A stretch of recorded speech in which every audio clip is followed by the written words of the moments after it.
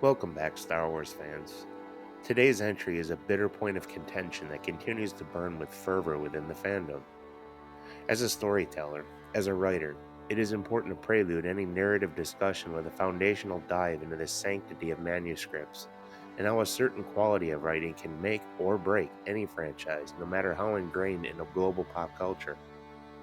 Today we navigate one such divide through a closer look at their foundations and what they both ultimately give to the wider Star Wars saga.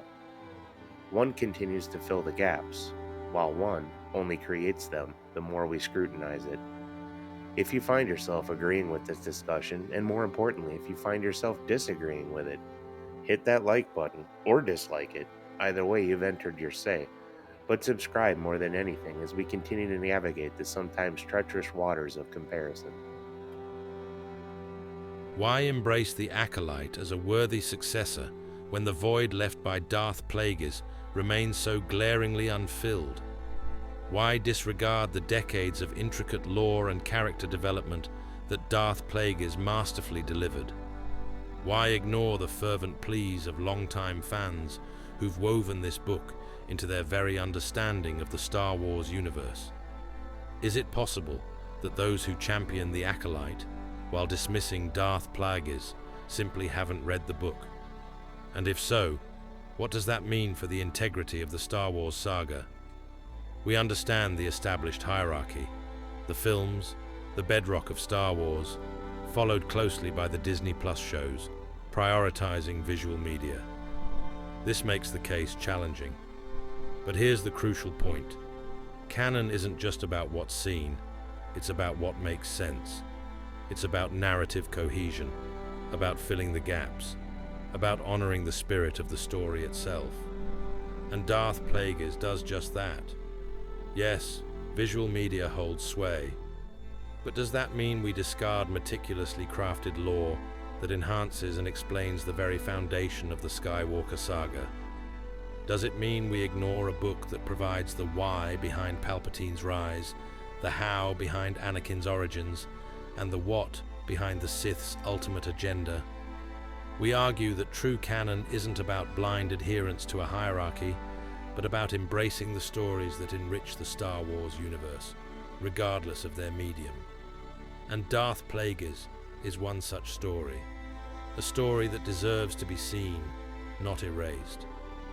It is noteworthy to add the distinction and difficulties involved with comparing two completely different formats. In this case, a book that is cherished for its meticulous detail and unifying contents versus a visual entry that had moments of brilliance interspersed within its lore-defying narrative. And that is where the divide reveals itself, front and center. Disney's decision to erase Darth Plagueis from canon isn't just a missed opportunity, it's a fundamental error. This book is the Rosetta Stone of the prequel era, the missing chapter that transforms Palpatine from a one-dimensional villain into a master manipulator. It reveals the Sith's long game, the insidious creep of corruption that turned the Republic into an empire. Without Darth Plagueis, we're left with a puzzle missing its most crucial piece. The Acolyte attempted to fill this void, but its perceived shortcomings only highlight the brilliance of Darth Plagueis. Where the Acolyte offered ambiguity, Darth Plagueis delivered chilling clarity. Where the Acolyte stumbled with lore, Darth Plagueis provided meticulous detail. This isn't just about nostalgia, it's about narrative integrity. In the grand tapestry of storytelling, some threads are so intricately woven that their absence leaves a noticeable tear. It is important to relate to the tenets of simplicity in almost all cases. In this one, to argue what makes sense can truly only be accomplished by forgetting about Star Wars for a moment and observing another narrative that has ingrained itself into pop culture the world over. The name Harry Potter is as well known worldwide as is Darth Vader or Luke Skywalker. What would Harry's world look like if just one of those books was erased? What would suffer, narratively, if the Order of the Phoenix or the Chamber of Secrets were pulled from common knowledge, or you were asked to simply forget about them? And before you answer, know that Darth Plagueis was canon for over 2 years before being shelved and relegated to legend status. Each book that explored Harry's life has its reason for being there, and so did James Luceno's masterstroke. Darth Plagueis did more to unify the pre-prequel era than any other book written. In fact, it united and connected to books previously published with painstaking detail, as was common practice in the late 2000s with Star Wars storytelling. Furthermore, the authors that followed built up that commonality by branching their narrative web right back into Darth Plagueis, creating a cohesive and intricate web of pre-prequel lore that to this day makes sense without effort, but only if Darth Plagueis itself is considered.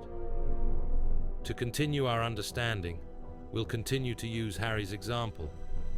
To remove Darth Plagueis from the Star Wars saga is to diminish the mystique and machinations of the Sith, to obscure the shadows from which Palpatine rose. It is to lose a crucial understanding of the dark side's allure and the insidious nature of power. Similarly, to excise the Order of the Phoenix from Harry Potter is to rob the reader of Harry's harrowing journey through darkness, to mute the rising crescendo of conflict, and to leave the path to Voldemort's ultimate confrontation less clearly marked. Both these works serve as indispensable bridges, connecting the narrative threads, deepening the characters, and enriching the worlds they inhabit. They are not just books, they are essential keys that unlock a deeper understanding of the stories we cherish. To deny their importance is to diminish the very fabric of these beloved universes. From January of 2012, upon its release, Darth Plagueis has been either at the top or near the top of Star Wars book sales and hasn't slowed one bit. In fact, in April of 2014, when it was decanonized, it saw yearly growth, becoming one of the highest yielding entries in the Star Wars library, and there is a reason for that. Aside from completing the pre-prequel narrative arc contributed to by so many, it also bridges a gap between all three of the prequel movies, with notable tie-ins to the bulk of the Clone Wars. Frankly, the Clone Wars exist because of Darth Plagueis narratively. There is no other single entry that holds that much sway over so many other works in living memory, and I've been an avid Star Wars reader my whole life, beginning with the work of Alan Dean Foster. As this is all a matter of opinion from this point on, and you've had enough of the facts to decide for yourself either way, thank you for your time, your patience, and your trust. If you're still with me, let's dive into the Acolyte. I will admit right now that I did not like the Acolyte. I tried to watch. I tried to like it. But the lengths traversed to stray so far from established lore, even doing my best to exclude Darth Plagueis' story, mind you, were steps too far to hold my attention. Screws in bricks, fires in space, these things I can overlook in the grand scheme of things. Star Wars has always been far more phi than psi in any event. I thought the dueling was as good or better than anything else visually presented thus far. The story itself had potential, and the acting, although not groundbreaking, was sufficient. The issues I have with the show concern the lore breaking front and center.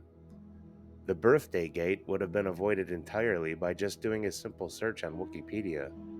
If that would have hindered Mundi's inclusion, then just pick another Jedi, or simply create one. That being said, any Star Wars entry in any media format needs an established anchor. That anchor is an unwavering, unchangeable character, place, or thing. The remainder of the story is written around. That anchor is an established piece of the Star Wars universe that provides a relatable pivot point to those watching or reading. The Acolyte had nothing of the sort. Without a reference point, the only fact to cling to remains the timing from a viewer's or reader's standpoint. That Plagueis makes his on-screen debut 4 hours into the story is nothing to anchor to. As a pivot point for narrative direction, that is 3 hours and 40 minutes too late. Again, using Harry Potter for reference, it would be like meeting Harry in Chapter 15 of The Philosopher's Stone. something anyone would consider ludicrous.